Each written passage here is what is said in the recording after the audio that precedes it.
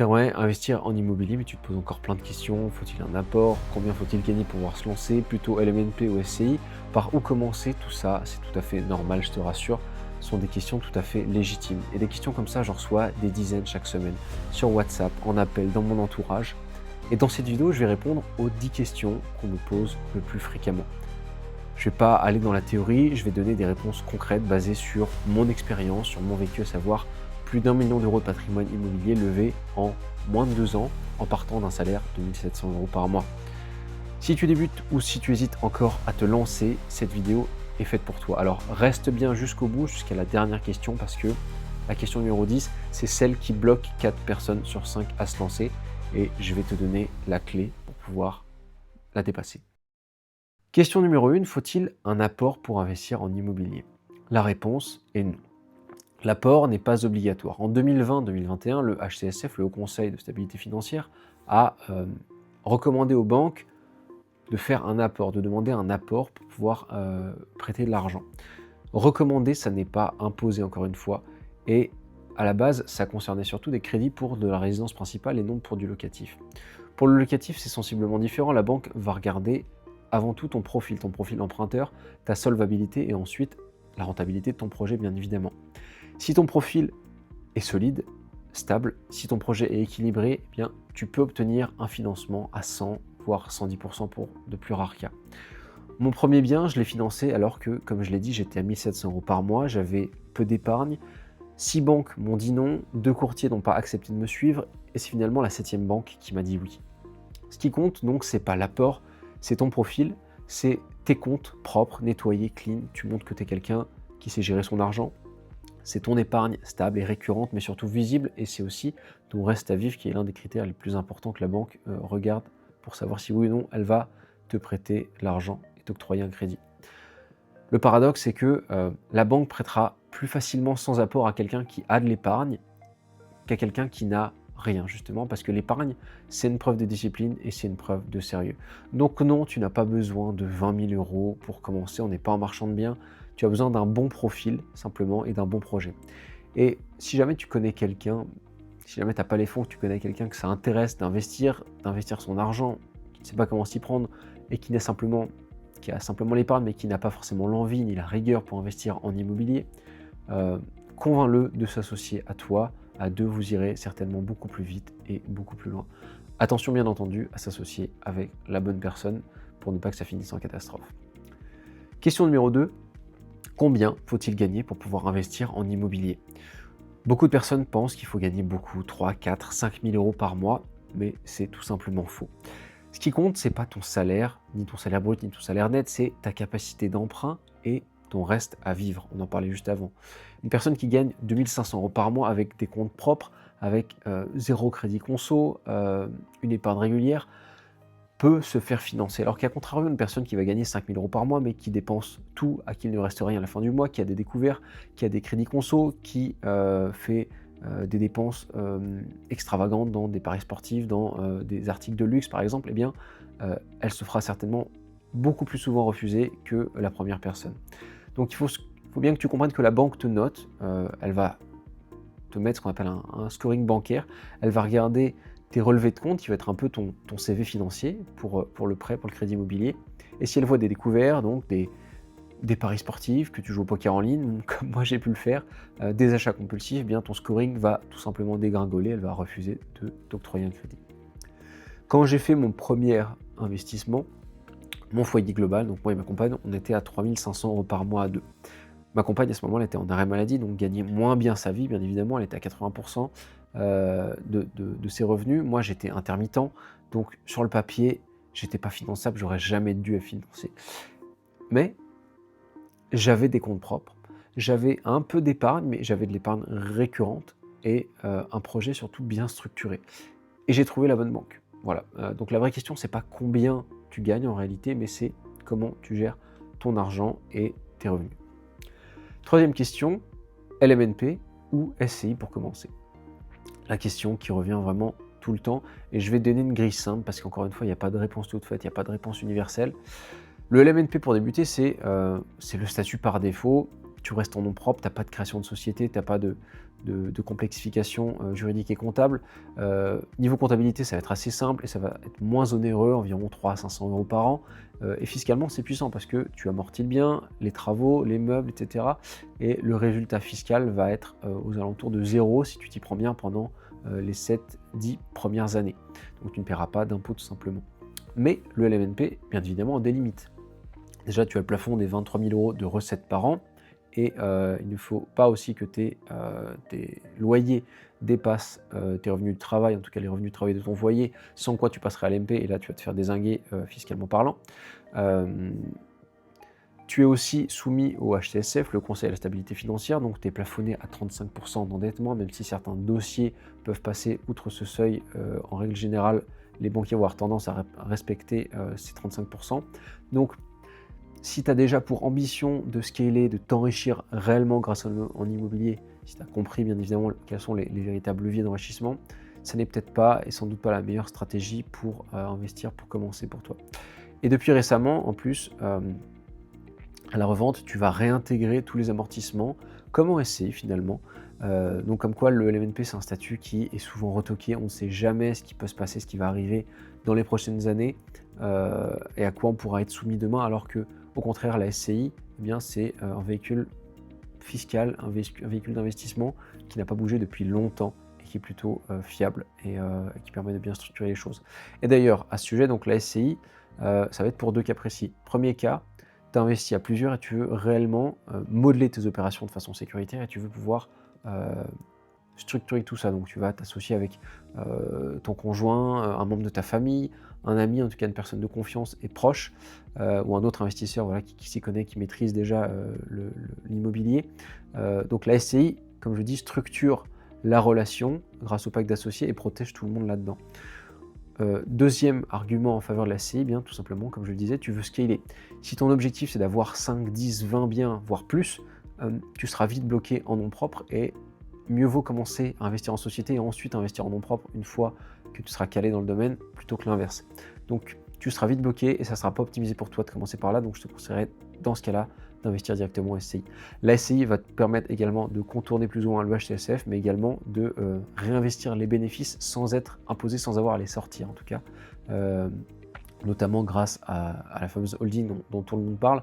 Alors après, petit aparté, ne pas trop fantasmer sur la holding, ça n'est utile qu'à un certain moment dans une carrière d'investisseur immobilier ou même une carrière d'investisseur tout court, qu'à un moment stratégique et ça n'est qu'à mettre en place, qu'à déployer d'une certaine façon. Donc voilà pour la petite aparté.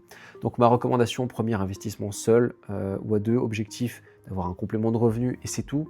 Oui, le LMNP c'est une très bonne solution. Si tu veux un investissement à plusieurs qui est structuré et si tu as une vision grande de ton futur patrimoine en immobilier, SCI. Pour mon cas personnel, mon premier bien, je l'ai fait en LMNP. Je suis un peu tombé dans le piège du cash flow, etc. Bon. Et d'ailleurs, ce bien, je suis en train de l'arbitrer en ce moment pour pouvoir me restructurer.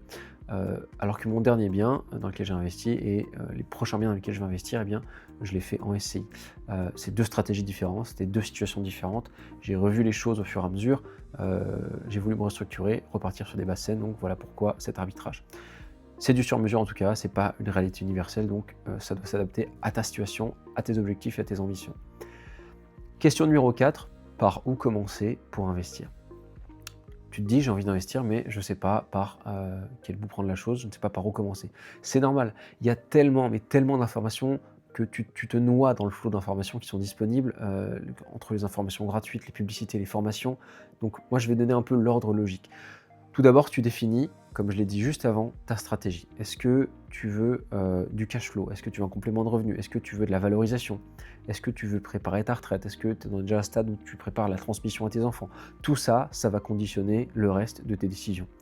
En deux, calcule ta capacité d'emprunt. Combien tu peux lever? Ça, ce sera ton budget. Ça ne va pas dépendre de ce que tu as sur ton compte, de tes revenus ou de ton apport. Étape 3, tu vas définir ta zone de recherche, ta zone de prospection. Où est-ce que tu vas investir? Tu vas investir de préférence dans une zone que tu connais, qui n'est pas très loin de chez toi, en tout cas pour démarrer, pour éviter d'avoir trop de retours trop d'allers-retours à faire, éviter si jamais tu as des complications plus tard avec les travaux, avec les locataires, etc.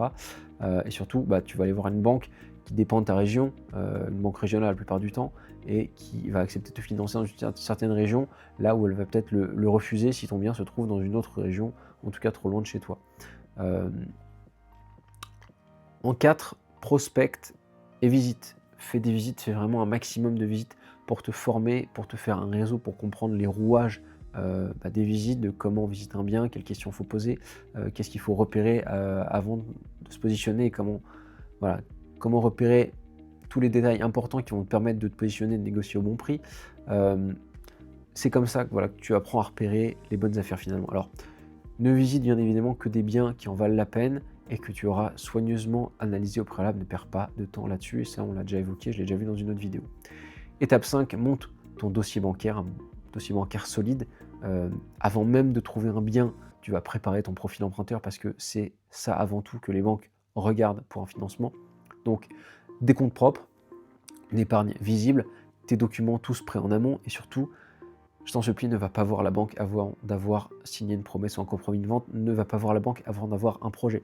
Si tu arrives en demandant, comme on te le recommande malheureusement trop souvent, monsieur le banquier, combien je peux emprunter, tu passes pour quelqu'un de paumé, pour quelqu'un qui ne sait pas ce qu'il fait.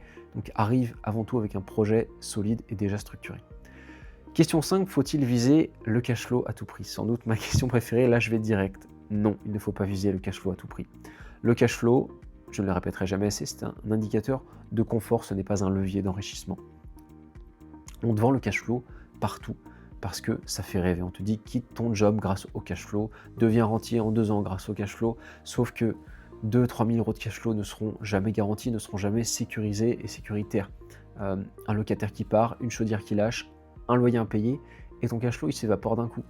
Et comment tu vis après ça? Ce qui t'enrichit vraiment, non, c'est le capital remboursé par tes locataires et la plus-value à la revente.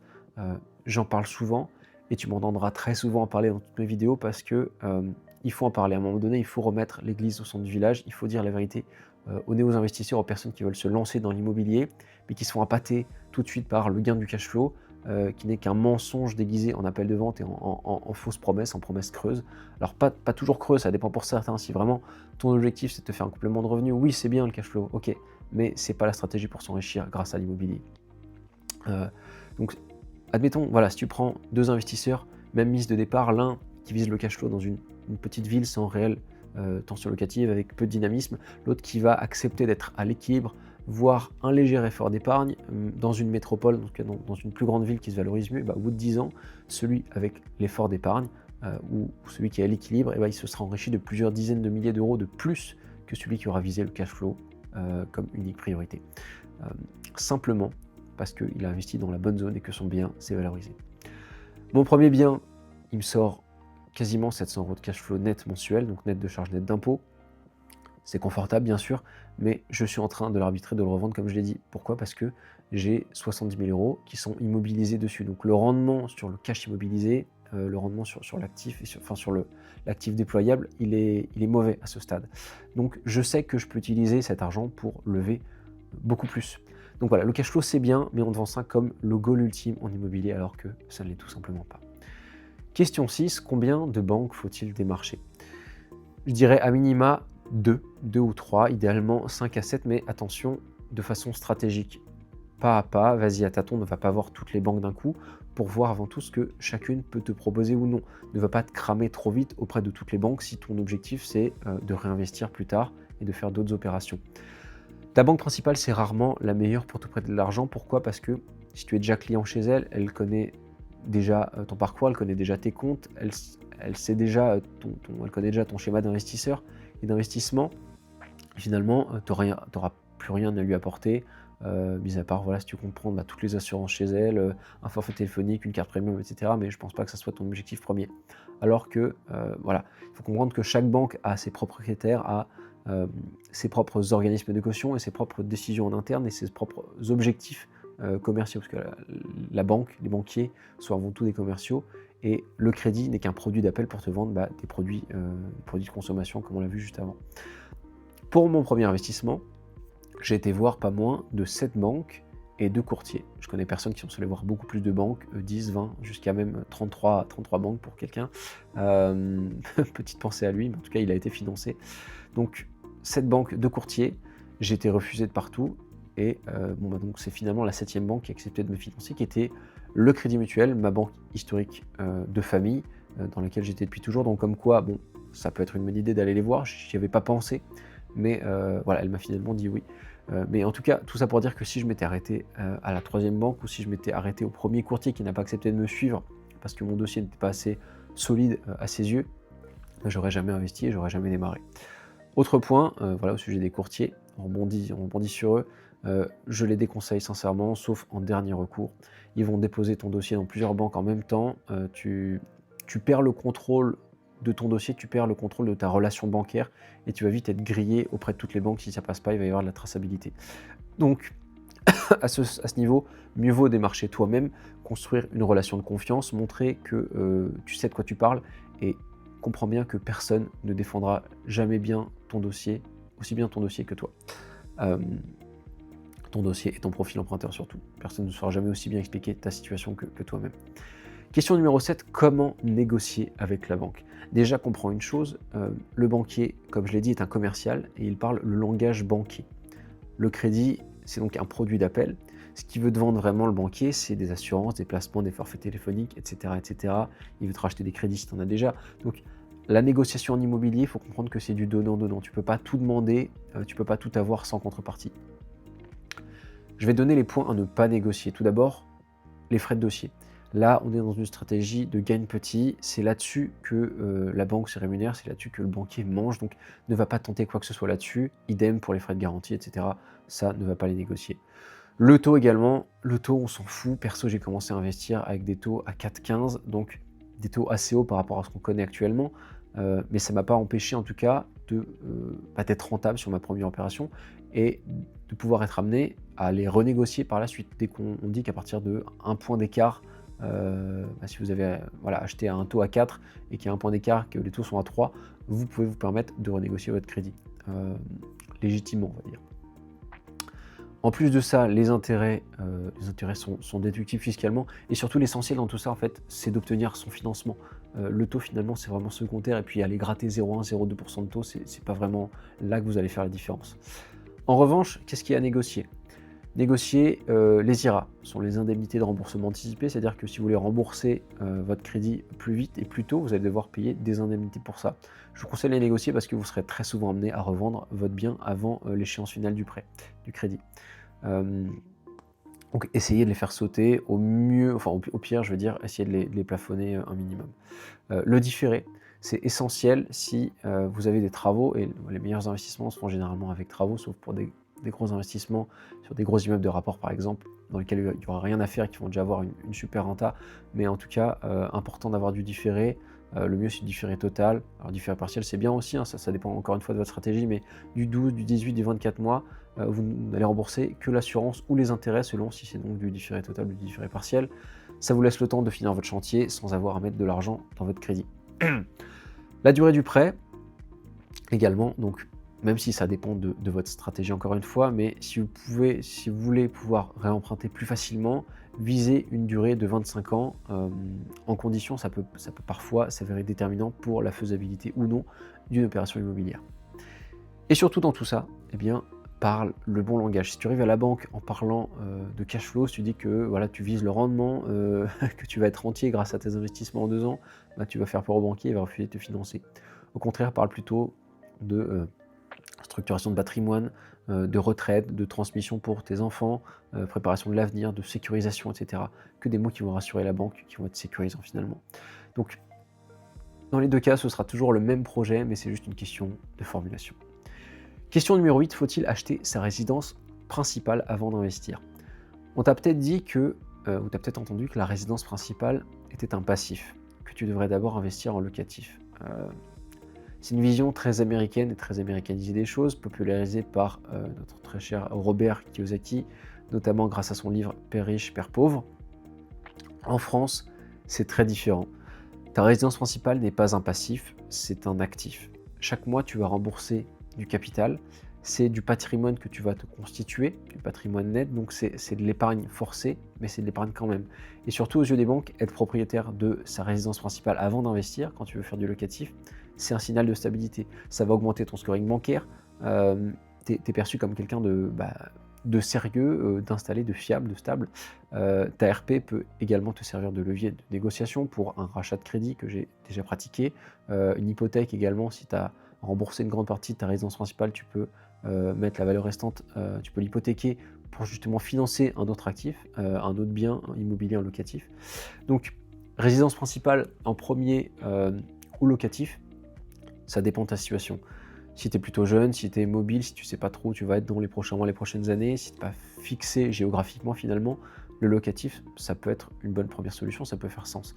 En revanche, si tu es installé, si tu es en couple par exemple, tu as déjà des enfants, si tu as un projet de vie stable, et bien là au contraire, la résidence principale, ça peut être le premier meilleur investissement que tu puisses faire. D'autant que tu peux faire ce qu'on appelle un aller-retour en résidence principale, c'est-à-dire que tu vas habiter un certain temps dedans, et puis si tu l'as acheté intelligemment au bon emplacement, si tu as fait des travaux dedans, tu vas pouvoir dégager une plus-value que tu vas pouvoir réinjecter dans un prochain projet sans être imposé dessus, ça c'est très puissant. En tout cas, il n'y a pas de, voilà, encore une fois, il n'y a pas de réponse universelle, c'est vraiment du sur-mesure, ça c'est en fonction de ta situation et de tes objectifs. Question numéro 9, comment gérer les travaux sans se faire arnaquer, sans perdre d'argent? Il faut bien comprendre que les travaux, c'est là où tu peux perdre le plus en immobilier, mais c'est également là que tu vas créer le plus de valeur. Règle numéro 1, l'assurance décennale, c'est obligatoire. Tu la demandes systématiquement, tu demandes l'attestation, tu vérifies qu'elle est à jour et tu vérifies que les travaux que tu vas faire sont bien couverts. Un plaquiste est assuré pour du placo, pas pour faire de l'électricité. Là-dessus, il n'est pas couvert. Tu vas demander un devis détaillé à ton artisan ou à tes artisans avant de les faire venir et avant de les valider. Chaque poste, chaque matériau, chaque surface, chaque quantité doit être détaillé le plus possible. Si tu vois écrit travaux divers ou rénovation cuisine, rénovation générale, etc., tout de suite c'est un red flag et forcément si c'est pas clair à la signature, ça sera pas clair à la réception du chantier. Règle numéro 3, échelonne tes paiements. 20-30% de versement d'acompte, pas plus dans un premier temps, et ensuite tu échelonnes selon l'avancement des travaux et puis ensuite tu te gardes une marge 10-20% que tu verseras une fois le chantier réceptionné, une fois que tu auras vérifié que tout est bien aux normes et que tout est bien selon ce que tu avais souhaité. Si jamais un artisan te demande 50%, voire même 40% déjà c'est trop d'acompte, eh bien fuis immédiatement et va en trouver un autre. Sur mon premier chantier, j'ai pris un artisan aussi de confiance qu'on m'avait recommandé via un autre artisan qui était très bon et que je connaissais, mais cet artisan-là, je ne le connaissais pas et j'ai fait l'erreur de ne rien vérifier. Le résultat, il travaillait plutôt bien, mais il a fait un travail ultra lent. Les consignes n'étaient pas toujours respectées, donc on a encore perdu du temps, encore perdu de l'argent. J'ai dû faire repasser le consuel qui était en charge de vérifier les normes électriques pour la division de mes appartements. Il a dû repasser 4 fois. Donc au total, j'ai pris plus de 6 mois de retard et j'ai perdu plus de 10 000 euros au total sur mes travaux. Donc la leçon que ça m'a appris, c'est que un artisan de confiance, ça ne suffit pas, il faut toujours les vérifier, il faut toujours cadrer, et il faut toujours suivre attentivement ces chantiers et ce qui s'y passe. On arrive à la question numéro 10, la dernière question, est sans doute la plus importante et la plus capitale, et écoute bien ce que j'ai à te dire. La question c'est, pourquoi est-ce que je n'arrive pas à me lancer en immobilier? C'est à la fois la question la plus importante et à la fois la question la plus difficile. Tu as sans doute regardé des dizaines de vidéos. Tu as peut-être acheté une formation déjà. Tu sais ce qu'il faut faire, mais tu n'agis pas. Pourquoi? Parce que l'information seule, et l'information aujourd'hui elle est partout, ça ne produit pas de résultats. Je répète, l'information seule ne produit pas de résultats. Ce qui te bloque, c'est pas le manque de connaissances, c'est le manque de validation. Aussi un peu de passage à l'action, mais de validation surtout. Tu passes pas à l'action parce que tu as peur de faire une erreur, tu veux être sûr de tout maîtriser, tu veux être sûr à 100% avant de te lancer et tu attends le moment parfait. Sauf que tout ça, ça n'existait pas. Le moment parfait, ça n'existe pas. Et attendre ce moment parfait, c'est perdre du temps et par conséquent, c'est perdre de l'argent. Et chaque mois qui passe, c'est de l'argent perdu. Donc, ce dont tu as besoin, ça n'est pas de l'information, c'est quelqu'un qui te dit « là, vas-y, t'es sur la bonne voie » ou « là, arrête-toi tout de suite, tu fais une énorme erreur ». Moi aussi, j'ai eu peur quand j'ai démarré. J'ai eu peur de ne pas me faire financer, à cause de mon profil, à cause de ma situation. J'ai eu peur de mal estimer les travaux et je l'ai fait. J'ai eu peur de me planter de manière générale, mais finalement, c'est mon cas personnel, mais j'avais pas le choix. J'étais dans une situation plutôt instable, plutôt moyenne. Mon fils venait de naître, il était à l'hôpital où il y a passé plusieurs mois et en fait, il fallait que je construise quelque chose de solide, de tangible pour ma famille. Ça a été un déclic pour moi en tout cas. Ça a été une véritable source de discipline, mais en tout cas, ça m'a poussé à faire les choses. Hem, donc j'ai agi malgré la peur, j'ai fait des erreurs, j'ai perdu de l'argent sur certains points, mais j'aurais tellement aimé être accompagné au départ. Je ne l'ai jamais été, moi j'ai suivi que des formations, je me suis formé sur le tas comme on dit, mais l'accompagnement c'est vraiment quelque chose qui m'a manqué à partir du moment où j'ai eu quelqu'un qui m'a mentoré, qui m'a accompagné, c'est là où j'ai vu toute la différence. Hem, donc j'ai réussi à construire mon patrimoine immobilier de plus d'1 million d'euros en moins de 2 ans parce que j'ai réussi à surmonter mes peurs et parce qu'au final, j'ai trouvé quelqu'un qui savait valider mes décisions au bon moment. Et je vais dire un truc, la peur ne disparaît jamais, elle n'a toujours pas disparu pour moi, mais tu apprends juste à avancer avec et à l'utiliser à bon escient, à tes fins. Voilà donc pour les 10 questions qu'on me pose le plus souvent. Si tu te reconnais là-dedans, dans ces questions, si tu consommes du contenu depuis peut-être plusieurs mois, voire plusieurs années sans passer à l'action, si tu veux entrer dans le détail, si tu te poses encore des questions, et c'est normal, ne t'inquiète pas, il y a tellement à explorer et à connaître en immobilier, c'est vraiment un sujet passionnant. Si tu veux aller plus loin et qu'on analyse ensemble ta situation pour faire un point, pour savoir un peu où tu en es, quels sont tes objectifs avec l'immobilier, le lien pour réserver un appel est en description. Si tu n'es pas encore prêt, je t'invite à rejoindre mon canal WhatsApp pour avoir accès à plus de contenu, plus d'outils stratégiques. Sur ce, je te souhaite de passer une très bonne journée et on se dit à la prochaine.